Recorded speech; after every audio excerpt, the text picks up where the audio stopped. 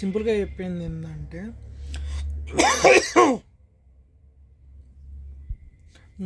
నేను ఇప్పటిదాకా ఎక్కడ చెప్పాను, లిక్విడ్లో సాలిడ్ కలపడం. ఇది ఎలా చేయడం అంటే, నువ్వు ఒక సొల్యూషన్, ఎనీ సొల్యూషన్ని ఏ సొల్యూషన్లో అయినా 3 టైప్స్ చేయొచ్చు. ఒకటి సాచురేటెడ్, అన్సాచురేటెడ్,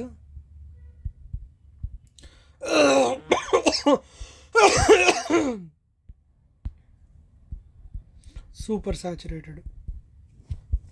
దీనిలో ఇది సాచురేటెడ్ అంటే నార్మల్గా సాల్వెంట్, గివెన్ సాల్వెంట్ లోపల సొల్యూట్లో ఒక మ్యాక్సిమం కెపాసిటీ, మ్యాక్సిమం కాదు, నార్మల్ కండిషన్స్లో దాని జనరల్ కెపాసిటీ.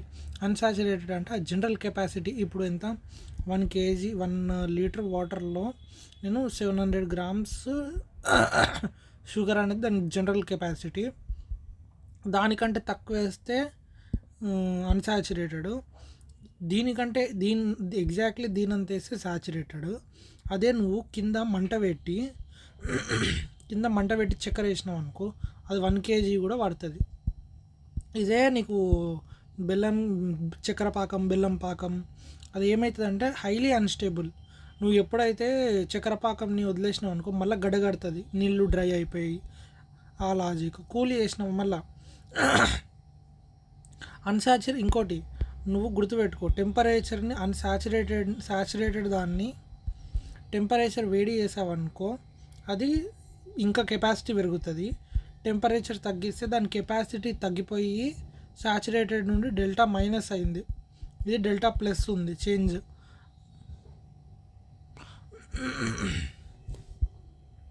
సో ఇక్కడ సూపర్ సాచురేటెడ్ అవుతుంది. అదే నేను చెప్తున్నా. నెక్స్ట్ ఇంకా డైరెక్ట్ కొట్టేదే లాజిక్లోకి వెళ్దాం. Next nature of the solvent, solution కూడా ఇంపార్టెంటే. నీకు దీనికి బెస్ట్ ఎగ్జాంపుల్ ఏంది అంటే, నీకు చూడు, ionic compounds, polar solvent. Polar అంటే ఏంది అంటే, పోలార్ HOH. ఇప్పుడు ఇక్కడ బాండ్ అనేది ఇలా ఉంది, mu is not equal to 0. Mu ఏంది అంటే అట్రాక్షన్ అనమాట. ఇప్పుడు ఇది బాండ్ బ్రేక్ అయింది అనుకో, ఇలా బ్రేక్ కాదు, ఆ మొత్తం ఎలక్ట్రాన్స్ వీనికి వచ్చేసి H+ ఆటమ్ మిగులుతుంది. లేకపోతే నీకు H+OH- ఎందుకు, పొలారిటీ అనేది ఇట్ సైడ్ ఉంది కాబట్టి. అర్థమైందా? అది మన మీనింగ్. పోలార్ కాంపౌండ్ చూడు, HOH, polarity is towards oxygen. అదే బెంజిన్ చూసినాం అనుకో, బెంజిన్లో అన్ని కార్బన్స్ సేమ్ హైబ్రిడైజేషన్ ఉంటాయి కాబట్టి అక్కడ అన్ని పొలారిటీలు కట్ అయిపోయి నార్మల్గా mu is equal to 0.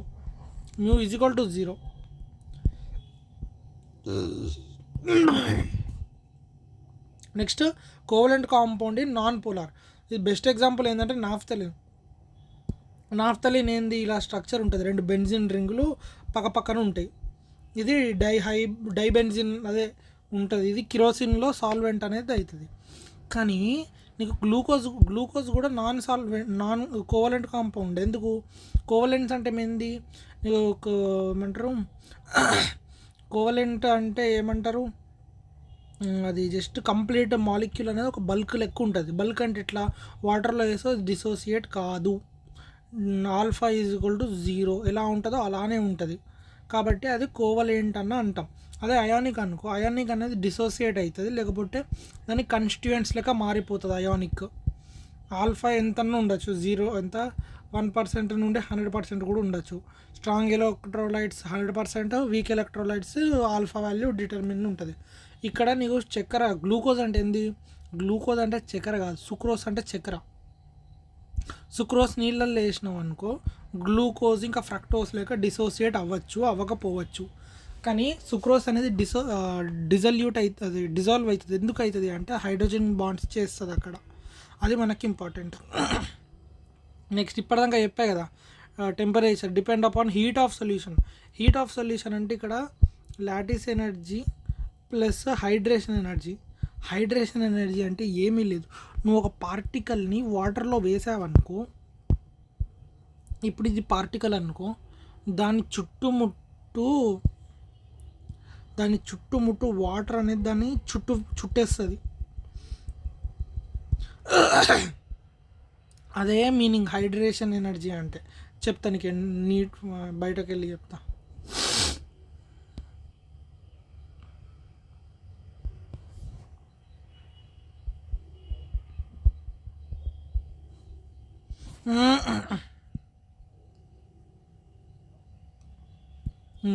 Energy released when 1 mole of gaseous ion is dissolved in water.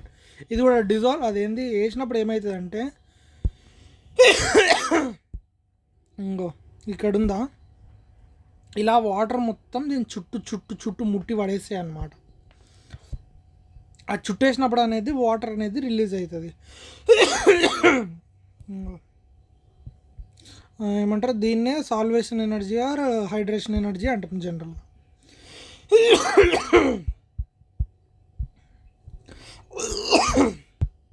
ఇదేంది హీట్ ఆఫ్ సొల్యూషన్. ఇంకోటి నీకు ఈ లాజిక్ మీదనే నీకు ఎంథాల్పీ అనేది ఉంటుంది. ఇంకోటి ఎంథాల్పీ నీకు తెలుసో తెలియదో కాబట్టి నేను చెప్తున్నా. ఎగ్జో అంటే ఎగ్జిట్, ఎండో అంటే ఎంటర్. ఇక్కడ రియాక్టెంట్ ఇచ్చాను, ప్రోడక్ట్ వచ్చింది. ఇక్కడ హీట్ అనేది ఎగ్జిట్ అయింది. కాబట్టి ఎలా ఉంటుంది అంటే, నేను లాజిక్ స్కేల్ అంటే ఏంది ఇది,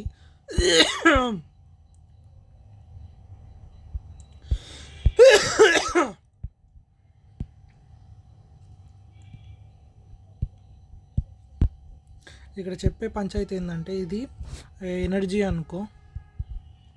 ఎనర్జీ స్కేల్ మీద ఎలా ఉంటుంది అంటే, నీకు రియాక్టెంట్ తీసుకొని నువ్వు ఎనర్జీ ఎగ్జిట్ అయింది, ప్రోడక్ట్ వచ్చింది.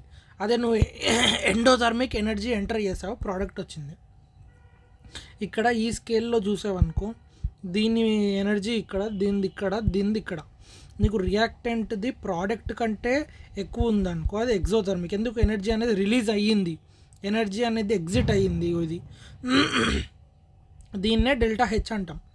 ఇప్పుడు ఇదేంది, ఎనర్జీ ఎగ్జిట్ అయింది కాబట్టి నెగిటివ్. అదే మనం డెల్టా హెచ్ పాజిటివ్ అంటే మీనింగ్ ఏంది, ప్రోడక్ట్ యొక్క ఎనర్జీ ఎక్కువ ఉంది, అదే చెప్తున్నాం మనం. ఇంకోటి, నేను ఎండోథర్మిక్ ఎగ్జోథర్మిక్ అన్నా, ఇక్కడ నీకు ఎనర్జీ చెప్పాను. ఎనర్జీ అనేది హీట్ రూపంలో వెళ్ళొచ్చు బయటికి, ఆర్ హీట్ రూపంలో లోపలికి వెళ్ళొచ్చు. ఇక్కడ డెల్టా హెచ్ అనేది నెగిటివ్. ఇక్కడ అయ్యేది హీట్ ఆర్ కంబర్షన్ అయినప్పుడు, అంటే మంట పెట్టినప్పుడు ఎనర్జీ రిలీజ్ అవుతుంది, పేపర్ కాలినప్పుడు అది ఎగ్జిట్ అనేది హీట్ రూపంలో అవుతుంది. బట్ అదే నీకు ఎండోథర్మిక్ అంటే నువ్వు సప్లై చేస్తున్నావు కాబట్టి అది హీట్ లోపలికి తీసుకుంటుంది. అర్థమైందా? ఇక్కడ హీట్ రిలీజ్ చేస్తుంది, అక్కడ హీట్ లోపలికి తీసుకుంటుంది. కాబట్టి నీకు ఇప్పుడు ఏంది, ఎండో ఎగ్జో నార్మల్ టెంపరేచర్ అప్పుడు నార్మల్గా ఉంటుంది. నువ్వు ఎండోథర్మిక్ నీకు హీట్ అవసరం కాబట్టి నువ్వు హీట్ టెంపరేచర్ ఇంక్రీజ్ చేస్తే రియాక్షన్ జల్దీగా అవుతుంది, ఫాస్ట్ ఆర్ మోర్ ఫేవరబుల్. అదే నువ్వు ఎగ్జో అంటే ఆల్రెడీ హీట్ బయటకు వస్తుంది, ఉన్న కండిషన్ని ఎలా పెట్టాలి అంటే, హీట్ని తగ్గించావనుకో రియాక్షన్ అనేది జల్దీ అవుతుంది, ఫాస్ట్గా అవుతుంది. అదే నువ్వు ఎగ్జోథర్మిక్ రియాక్షన్లో టెంపరేచర్ ఆల్రెడీ పెంచావనుకో ఉన్న హీట్ బయటికి రాదు. అలా అంటే ఇదేంది నేను జనరల్గా చెప్పాను. అదే ఇక్కడ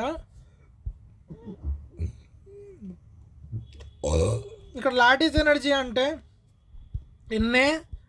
NaCl, దీన్ని నీళ్ళల్లో వేసినావు అనుకో, H2O వేసినావు అనుకో, Na+Cl-. ఇప్పుడు ఈ బాండ్ ఉందా, ఈ అయానిక్ బాండ్ కానికి ఎంత ఎనర్జీ కావాలో, అదే తయారు చేసేటప్పుడు ఎంత ఎనర్జీ పడుతుందో నీళ్ళల్లో వేసినప్పుడు అంతే ఎనర్జీ డిసోసియేట్ అయినప్పుడు అవుతుంది. అదే ఏటీపీ బ్రేక్ అయినప్పుడు ADP ప్లస్ ఇన్ఆర్గానిక్ ఫాస్ఫేట్ అన్నట్టు ఎనర్జీ ఎలా రిలీజ్ అవుతుందో ఇక్కడ కూడా అంతే. ఇక్కడ డెల్టా హెచ్ నెగిటివ్ అంటే ఏంది, డెల్టా హెచ్ బయటకు వచ్చింది, పాజిటివ్ ఇది ఎగ్జిట్ అయ్యింది ఈ లాజిక్ ప్రకారం. కంటే ఏంది మీనింగ్, లాటిస్ అనే ఎనర్జీ అనేది రిలీజ్ అయ్యింది, ఎంత రిలీజ్ అయిందో ప్లస్ ఎంత హైడ్రేషన్ ఎనర్జీ రిలీజ్ అయిందో దాన్ని బట్టి హీట్ ఆఫ్ సొల్యూషన్ అంటే వేడి, ఆ వేడి కాదు, దీని స్పెసిఫిక్ వేడి అంటున్నాం. ఇంటర్నల్ ఎనర్జీ లాజిక్ అనుకో. ఇంకా ఇప్పుడు ఒక సొల్యూషన్ ఎగ్జోథర్మిక్ రియాక్షన్కి ఇగో ఇది ఎప్పుడు solution heat of solution with కొంచెం సార్కి అడుగుతాను నేను ఒకసారి రేపు, కానీ నేను చెప్తాను మళ్ళా. బరా బాబు, ఆ మీనింగ్ అదేరా. టెంపరేచర్ ఎగ్జోథర్మిక్కి నువ్వు టెంపరేచర్ తగ్గిస్తే రియాక్టివిటీ ఆర్ సొల్యూషన్ ఈ జల్దీ అవుతుంది. అదే దీనికి టెంపరేచర్ ఎంత ఎక్కువ పెడితే అంత జల్దీగా టెంపరేచర్ అవుతుంది. ఏం పెద్ద లాజిక్ లేదు. ఇంకోటి, నువ్వు సాలిడ్ని లిక్విడ్లో వేస్తున్నావు, ఇక్కడ ప్రెషర్ ఎఫెక్ట్ ఏమీ ఉండదు. ఇంకొక కాన్సెప్ట్ చెప్తున్నా, బాయిలింగ్.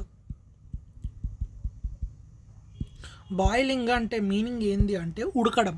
ఎలా ఉడకడం అంటే నేను ఒకటి యాక్చువల్లీ నేను నీకు బేర్ కాన్సెప్ట్ చెప్తున్నా, try to understand. Okay,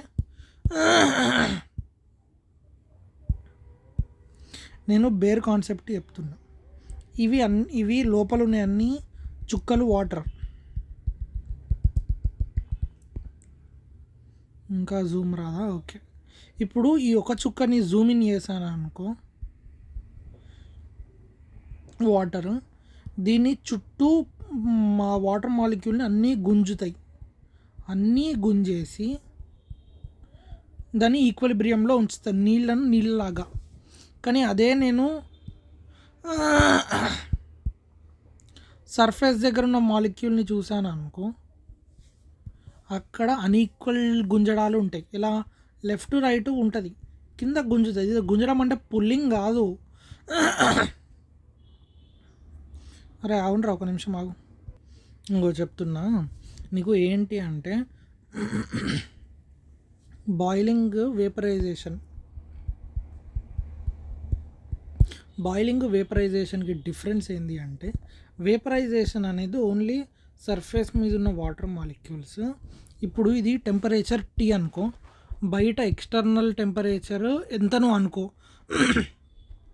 surrounding నుండి టెంపరేచర్ అది తీసుకొని, ఇప్పుడు ఇక్కడ చెప్పాను కదా ఈ ఫోర్సెస్ అని చెప్పి, ఈ ఫోర్సెస్ని ఓవర్కమ్ చేసి చాలా గట్టిగా బయటికి, అంటే ఏంది, ఎనర్జీ తీసుకొని బయటికి వెళ్తుంది.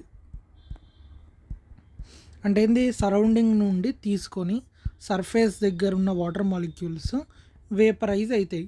ఎవాపరేట్ అంటాం దీన్ని, వేపరైజేషన్ ఆర్ ఎవాపరేషన్. బాయిలింగ్ అంటే నీకు దీని వేపర్ ప్రెషర్ ఉంటుంది, నువ్వు దీనికి జనరల్గా ఇక్కడ నీకేమన్నా, ఇది బల్క్ ప్రాసెస్ కాదు, నాన్ బల్క్ ప్రాసెస్, లేకపోతే surface phenomenon, vaporization or evaporation. అదే బాయిలింగ్ అనేది బల్క్. ఎందుకు, నీ ముడి కింద మంట పెట్టినావు, మంట. ఇక్కడ ఏమవుతుందంటే వేపర్ ప్రెషర్ అట్మాస్ఫియరిక్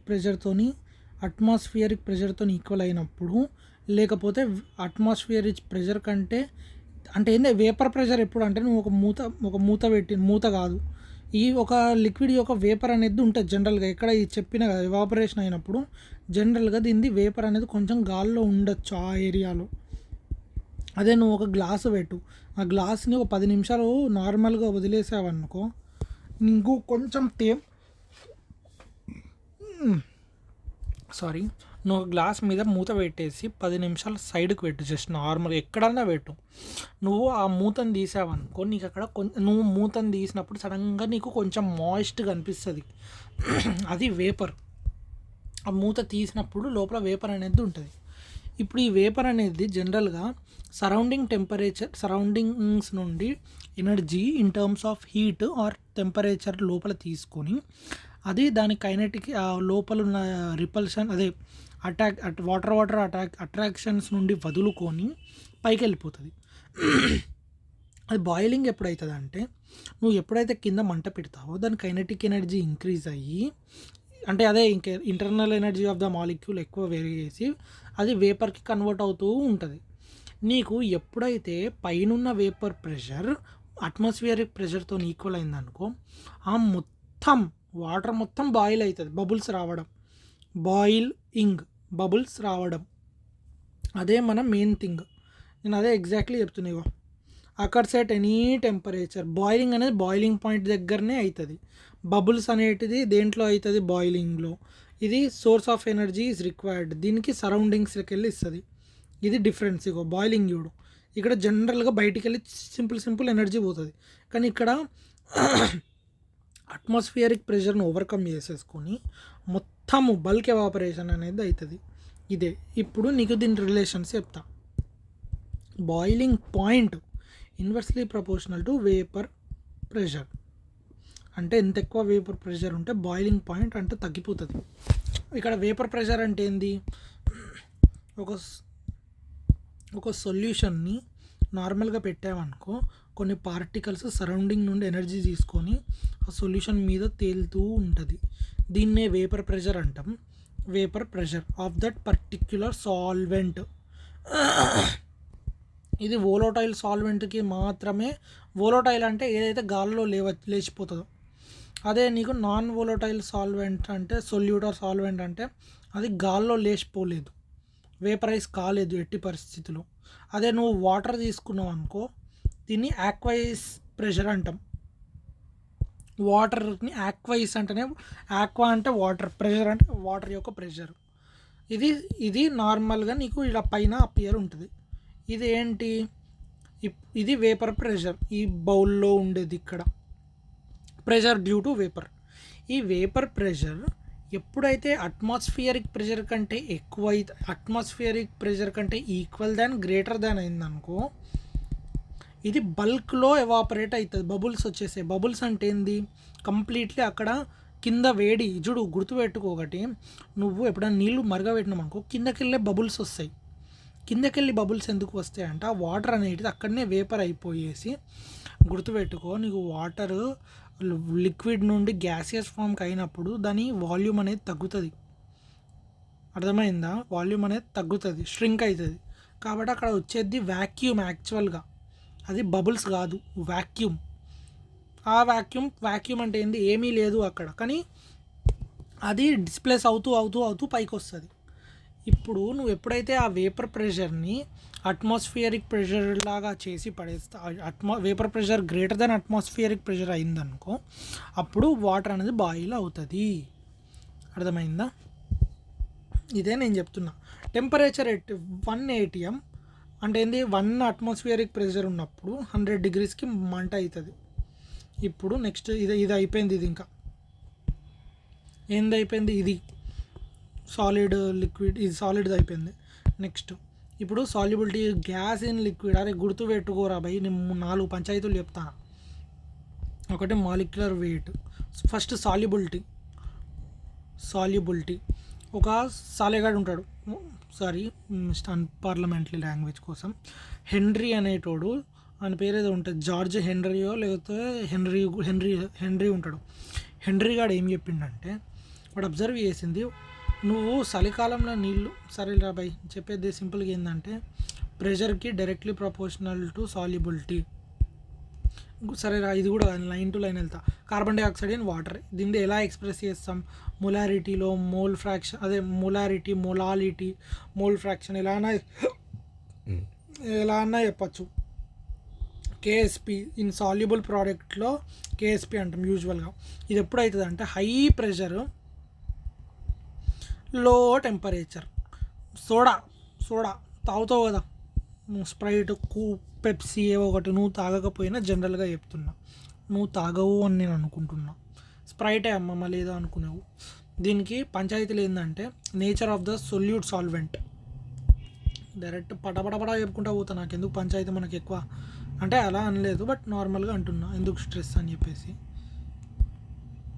ఇగో ఇది ఉందా నీకు, nature of solute solvent meaning ఏంది, like dissolve in like, unlike dissolve in unlike, more dissolve in gases like carbon dioxide, CO2, SO2, sulphur trioxide, ammonia dissolve in water than.